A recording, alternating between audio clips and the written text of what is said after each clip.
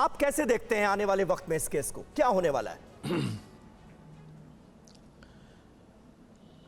देखिए, जहाँ तक ज्ञान व्यापी के स्थल पर दोबारा शिव मंदिर बने जी, इसके लिए तो आज अभी जो कार्यवाही चल रही है वो पर्याप्त नहीं है।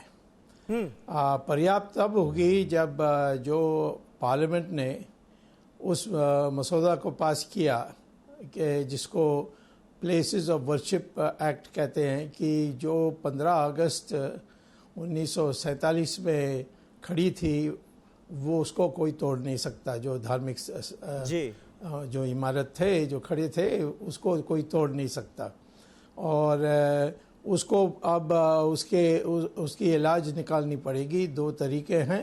एक है जो क्योंकि ये पार्लियामेंट ने ये इस एक्ट को पास किया, तो नरेंद्र मोदी जो वाराणसी से ही चुनकर गए हैं 2 बार, उनको एक प्रस्ताव रखनी चाहिए पार्लियामेंट में, आने वाले पार्लियामेंट में, कि ये जो एक्ट है इसको हम रद्द करते हैं, हम वापस लेते हैं। ये करेंगे तो ये 5 मिनट का काम होगा, क्योंकि बीजेपी का मेजॉरिटी दोनों हाउस में है जी।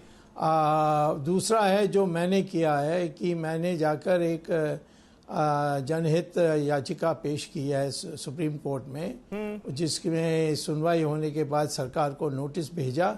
अभी तक सरकार ने उसका जवाब नहीं दिया, तो इसीलिए मैं आज ये कहूँगा कि जब तक वो उसकी सुनवाई होकर मैं विधि अनुसार इसको रद्द नहीं करता हूँ, काशी विश्वनाथ की ज्ञान व्यापी मंदिर दोबारा बन नहीं सकती जहाँ मस्जिद खड़ी है। ठीक है, आप एक बहुत महत्वपूर्ण बात कह रहे हैं स्वामी जी कि 1991 का प्लेसेस ऑफ वर्शिप एक्ट जो है, जो नरसिम्हा राव की सरकार में 1991 में लाया गया संसद के जरिए, जब तक उसको खत्म नहीं किया जाता तब तक ज्ञानवापी मस्जिद का जो बेसिक रिलीजियस स्ट्रक्चर है उसमें कोई चेंज नहीं किया जा सकता।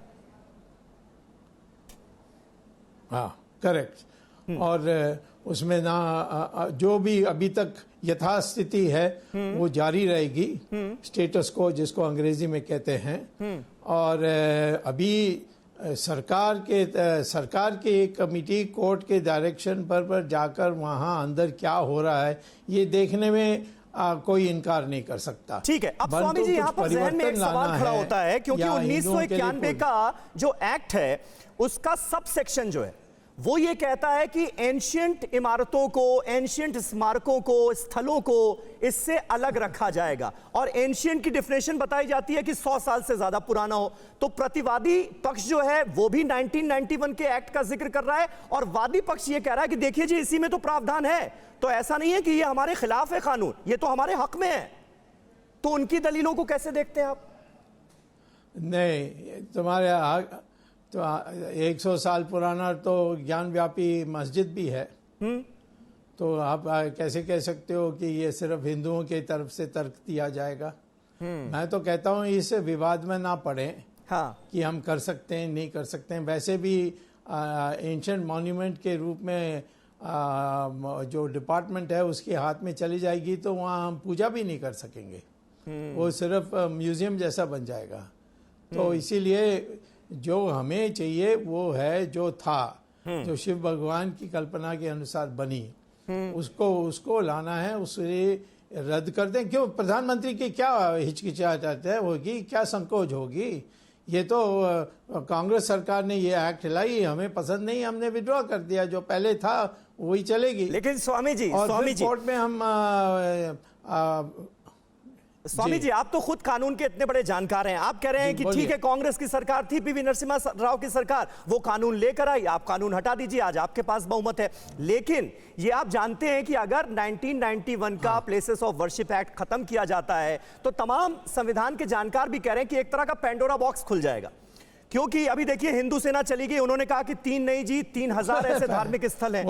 क्योंकि ये तो मुगलों के टाइम में हुआ कि बहुत सारे मंदिर जो है वो गिराकर मस्जिद का निर्माण किया गया। फिर तो जगह जगह इस तरह की डिमांड्स उठेंगी, जगह जगह याचिकाएं डाली जाएंगी कि ये हमारा पुराना मंदिर था, अब यहां पर स्ट्रक्चर को गिराओ, मंदिर बनाओ। तो ये स्थिति क्या ठीक रहेगी? वो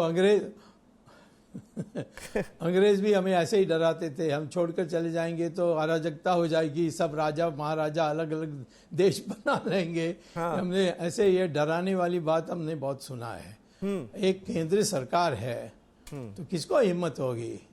हम तो कहते हैं कि हम उसी समय ऐलान करेंगे कि 3 वापस आ गई, बस अब बाकी के लिए किसी को इतराज है कि किसी में ये मेरे बगल में या मेरे गांव में एक मंदिर थी, उसको मुसलमान ने तोड़कर मस्जिद बना दी, हम दूसरी जगह में मंदिर बना के दे देंगे। मंदिर वहीं बनना है वो जब होती है जब भगवान आकर वहां प्रकट होते हैं। जैसे राम लाला में राम वहां पैदा हुए, ये हमारी आस्था है। कृष्ण जन्मभूमि हमारी आस्था है। काशी विश्वनाथ में शिव भगवान ने ज्योतिर्लिंग लगाई, ये हमारी आस्था है। हाँ।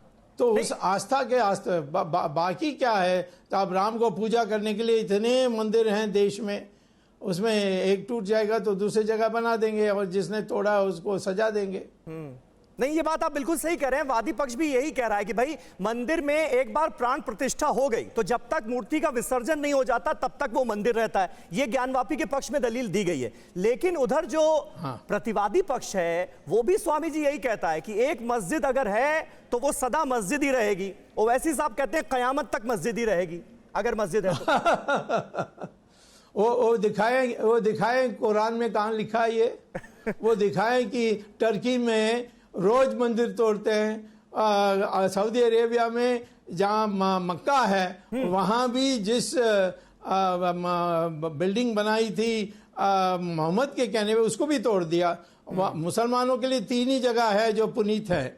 एक है काबा, दूसरा है ये जो अल-अक्सा, और तीसरा है जो तीसरा जगह है एक जहाँ मोहम्मद भाग के छिपे थे वो जगह। ये 3 जगह हैं जो पुनीत हैं जिसको कोई छू नहीं सकता। बाकी सब मस्जिदों को कभी भी तोड़ सकते हैं। ये तो ट्विटर में ये छोड़िए, हमारे जो हमारे ऑनलाइन में जो आपको बताने वाले लोग हैं सब आपको दे देंगे, बता देंगे काम सर। ऑनलाइन में तो बहुत कुछ चल रहा है, ट्विटर पर, सोशल मीडिया पर तो बहुत कुछ चल रहा है स्वामी जी, अब उसका क्या ही जिक्र किया जाए। लेकिन आप जो बड़ी बात कह रहे हैं मुझे लग रहा है मैं तो कह रहा हूं आप सऊदी अरेबिया के जो वहाँ अमीर है उससे पूछिए कि मस्जिद हटाया जा सकता है। वो कहेगा बिल्कुल हटाया जा सकता है। हमारे सुप्रीम कोर्ट के 5 जज की जो खंडपीठ थी उसने जजमेंट दिया था 1996 में 1994 में